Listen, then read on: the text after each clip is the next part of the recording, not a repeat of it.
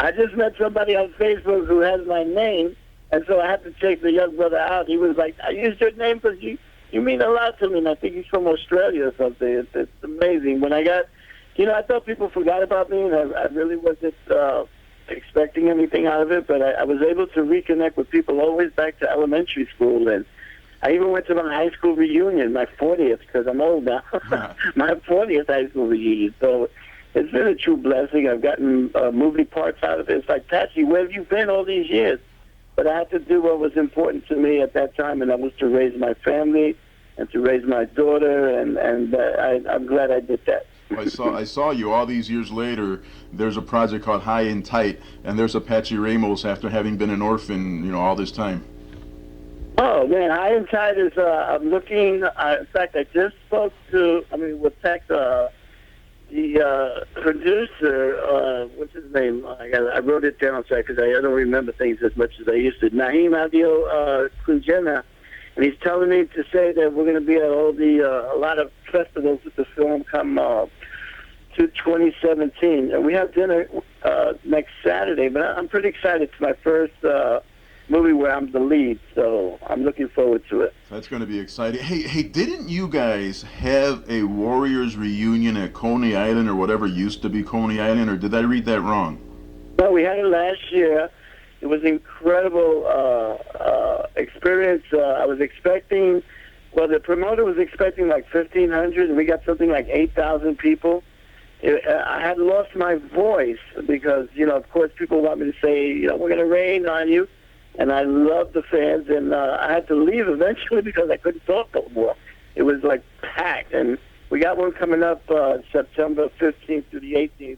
Well, that line is lucrative because back in the day, if you were, let's say, an extra, and it's just you and your fro, okay, there you are.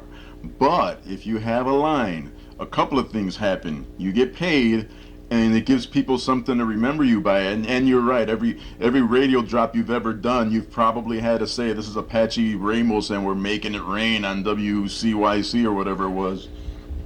The two films I did recently, they wanted the line when I did Cabin in the Hood, and I'm also doing that Vamp Bikers trilogy with New York City bikers, and there's all kinds of people in this thing, and of course I set the line in there, so it's been a blessing, and even when I was 24 years old in 1978 when we did The Warriors, and when Walter Hill hired me, the director, to be in the film, and we had no concept in 1978 that this thing, we would even be talking about it in 2016. And I get reminded every now and then, I get that, I call it mailbox money, and it has, it's not a lot of money, but it's a nice reminder that I was part of it. It's like being part of the Super Bowl team or something. Hey, let's talk about Walter Hill for a minute. Just following you and reading up on the news and getting tagged on certain stories, there was a school of thought with some of the old Warriors crews that Walter Hill might have been trying to keep his name separate from all of the Warrior reunions. And then sure enough, there was an event. Maybe it was the Coney Island one, I'm not certain. And guess who shows up after all this time? Walter Hill. So he's going to be at this reunion. He's part of this reunion, and also the producer, Lawrence Gordon.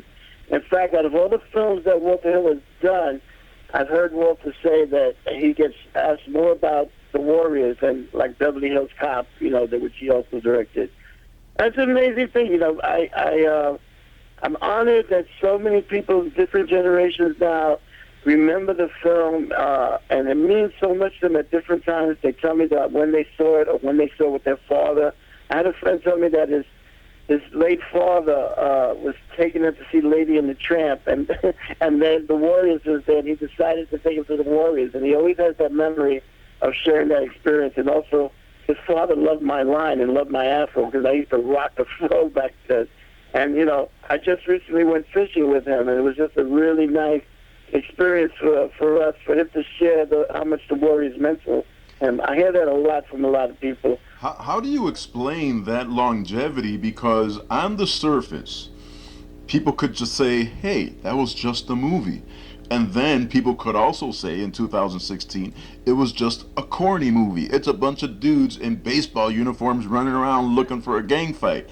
Yet there is a cult that follows you guys. There are people, and I'm sure you've met them at your fan conventions, that could recite the lines of like the littlest guy in the Warriors, or the baseball cap guys. It's crazy. And you know what it is? I remember when the Warriors came out in '79, February of '79. There was a lot of static about why did they make this film? It could have caused dissension and rioting, and there was some stabbings here and there. But if you look at the film today compared to today's film, it's very nonviolent. I mean, there's very few violence in the film. I think it was the concept, and it was also the end of the '70s and the beginning of hip hop and graffiti and all that stuff is all entwined in that movie. And the concept is that if we all got together, we could overcome this oppression. And I think that was the reason why people were afraid of the movie. And I think that's the main reason why people still like it. And in the event of all the things that are happening today, it's still relevant. If we stick together, we can be on top. It's fun. I mean, and the other thing is that the cast, we do care about each other. I'm still close to our cast members, and we do go out sometimes for dinner for not even an event. We keep in touch. We're all grandfathers now, which is a blessing. But to be a part of something that means so much to so many people, it's really good. It was tough on my daughter dating, though, because people thought I was a real crazy gang member. Well, they should have just analyzed the movie a little bit better, because yes, when you think about the Warriors as a movie, it is entertaining, but there are parts of it that you're like, man, that can't be real. Ain't nobody calling in a radio DJ to get updates on where these gangbangers are going.